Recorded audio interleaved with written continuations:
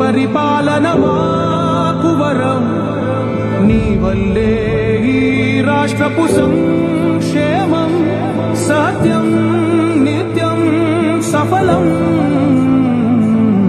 జనగణ మంగళ నాయకుడా, ఘనమగు చరితల నాయకుడా, పలుతరములు మము పరిపాలించర స్వాత్మికుడా, నవయుగమేధో సైనికుడా, సమయము తెలియని సేవకుడా, యువనవ్యాంధ్రకు ప్రగతిని చూపర సాధకుడా, వైతాళికుడా.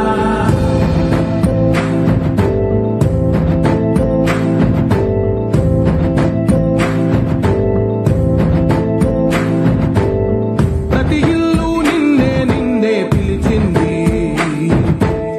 ప్రతి గడప నీకే స్వాగతం అంటోంది, ప్రతి మనసు